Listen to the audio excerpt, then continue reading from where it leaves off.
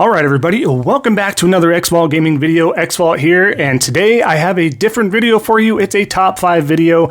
I think this is important. I want to go over the top 5 most underrated games that never received a sequel. So I think there's a lot of good finds here, and I really recommend every single game we go over. So without further ado, let's go ahead and jump to it.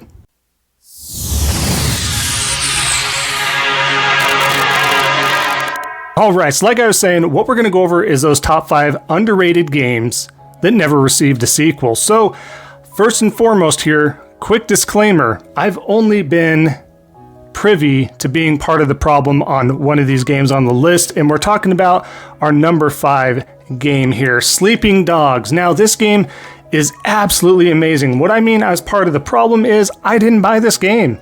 I didn't explore it, I didn't even give it a chance until it came to a PlayStation Plus catalog at some point in time. Once that happened, I decided to give it a go. I felt like a GTA-esque game was up my alley. I was kind of feeling that twang, you know, you get that little twang where you want to play a certain genre or a certain type of game. And at that point, I started just really messing with this game, right? It's literally GTA, just a tad bit smaller in scope, still a wonderful and amazing story. And I have to say, the martial arts in it is amazing. The fighting is so fun. It's not clunky, it's good. That's what sets it apart from the GTA franchise, as we all know, right? It's so good. It's so fun. The fighting is amazing. And of course, you got that GTA-esque stuff where you're taking cars, vehicles, motorcycles, you name it. You can buy them, you can get all sorts of stuff. Tons of upgrades, RPG-esque as well, mixed in with that open worldness. There's tons of different challenges, and like I said, the story is amazing, the gameplay is amazing. This is something that a lot of us did miss, we didn't buy, we never received a sequel because guess what? Like the same common theme on most of these on the list, we as gamers did not buy enough because, well, let's face it, it could have been a multitude of reasons, whether the advertising wasn't good enough, the translation of the marketing wasn't good enough, the trailers weren't good enough to show us and explain how well and how amazing this game in particular, or these games on the list would be. But Sleeping Dogs definitely deserved to be at least number 5 on this list. And again, sadly, we did not receive a sequel from this game. Let's keep going here.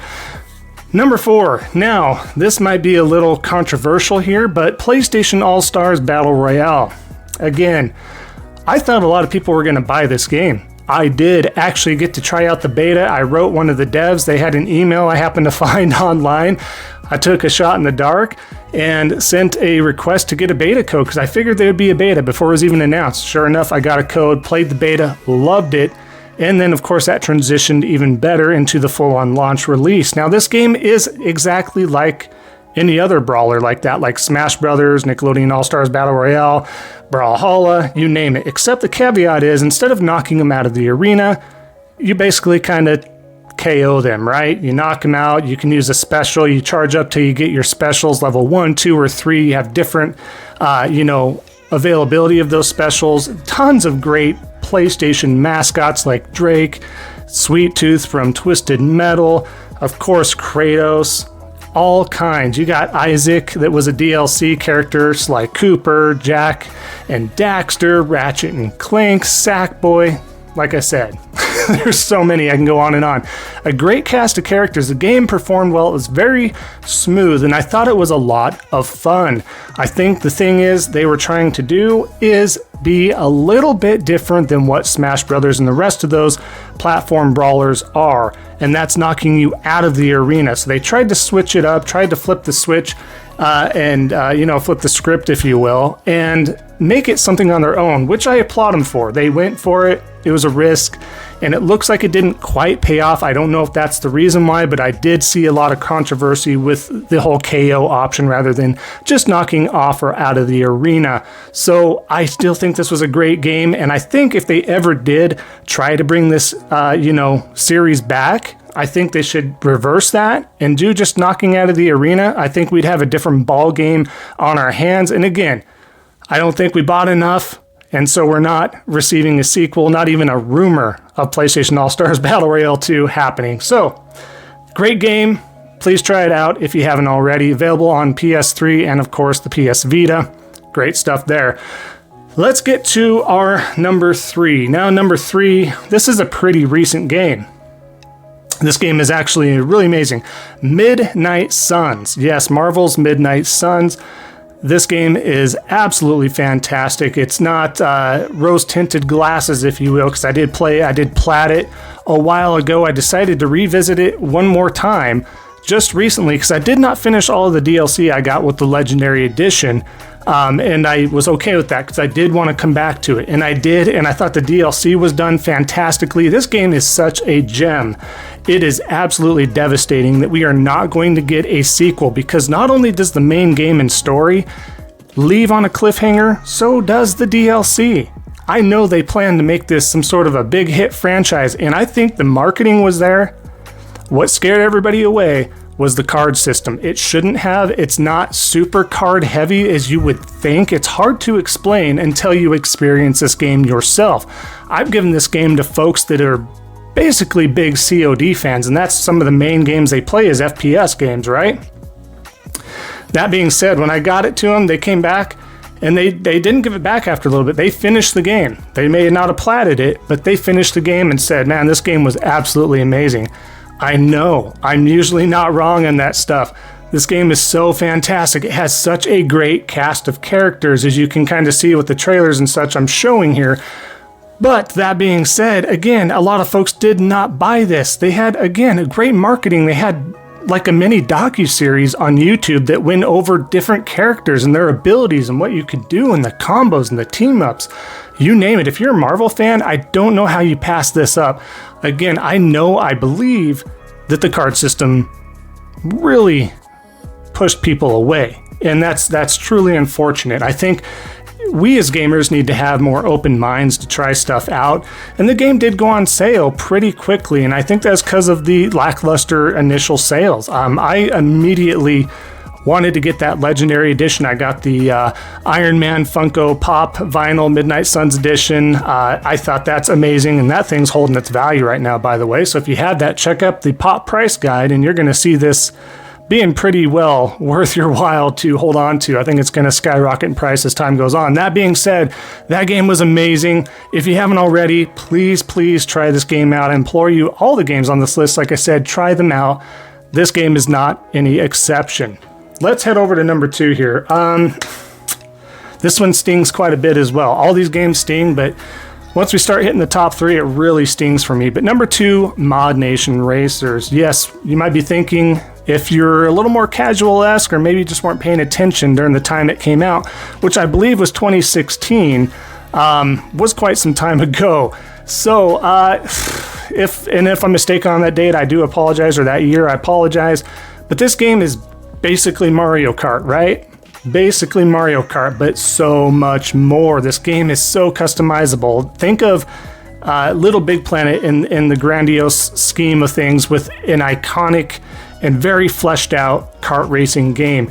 You can customize your driving avatar to the moon and back as well. Hairstyle, eyes, skin color, gloves, boots, pants, the whole kit and caboodle, right? The whole thing you can do. But that's just the tip of the iceberg there. You can also customize your rig, your little kart, to the sky's the limit as well. I've seen, and you can download other people's creations for avatars or the karts. Keep that in mind. The karts that I've seen people come up with was amazing. You saw the Jeep from Jurassic Park. You saw Power Rangers, Dragon Zords themed cars and Jeeps, and you name it. The DeLorean, I had someone do a good rendition of that. I mean, you name it. If there's a franchise or movie franchise type of vehicle or something like that, you would typically see that, as well as some great just customizations of the vehicles themselves that just looked absolutely mind-blowing. So it was really amazing to see. Not only that, but you can customize a little further, folks. You can customize your own tracks and arenas to your heart's content for the most part. That was also amazing. And then, of course, you had offline co-op, you had online co-op, you had online races, you name it. You had a hub. There was just, the story mode was fun. It was so good. The absolute complete package in this kart racing game that was supremely underrated.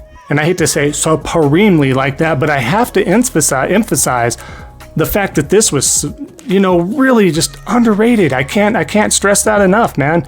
And I thought this game would do super well, and I think it did okay, but it just did not sell the numbers they needed to. They did have a pseudo sequel or a spin-off, so to speak, on the PlayStation Vita called Mod Nation Racers Road Trip, which was also great and performed very well on the Vita, and I thought it was a lot of fun there as well, and had a lot of cross downloadable content as well, right? So I thought that was fantastic. But gee whiz, if you can find a way to play this game either via the PS3 or you have it on the Vita or haven't picked it up yet, do Road Trip on the Vita and you're gonna love that as well. Fantastic game. Do yourself a favor, check it out. Now let's land to our number one spot. Maybe it's a little cliche, maybe it's not. Days Gone. This kind of caught on a little bit too little, too late. This is a case of this game was released and the journalist did a lot of damage before this game actually released to the public. And I understand on one hand, but on the other hand rather, I wish they would have kind of reserved the harsh criticism of certain things, so they were really nitpicky in regards to the pre-patch game. There were a ton of bugs pre-patch, I understand. They're falling through floors, there was all sorts of glitches, this, that, and the other, crashes on the game. I understand. But the studio was very communicative towards those journalists and stated, look, we're having patches, this is just right out the gate, we wanted to get this in your hands, we love this game, we think you're going to be loving the game as well. Ben Studio, beloved studio, did a fantastic job on this. I played it day one. There's only one patch. I had two issues. Once I fell through the floor. The second time was an initial crash. I did not experience any personal glitches or anything like that. I really didn't. I know other people did. Not saying they didn't. For me, I must have been pretty lucky, but I had a fantastic game. This game has everything in an open world. A little bit of pacing issues. It's not a perfect game, don't get me wrong. But aside from the pacing issues, the motorcycle gameplay, the trails and everything based off of Bend, Oregon, I think is fantastic. You have snowy terrain, muddy, rainy, nighttime, morning, daytime, all that good stuff. The quote freakers, which was kind of an absurd name for basically the zombies that are fast zombies like in World War Z, right?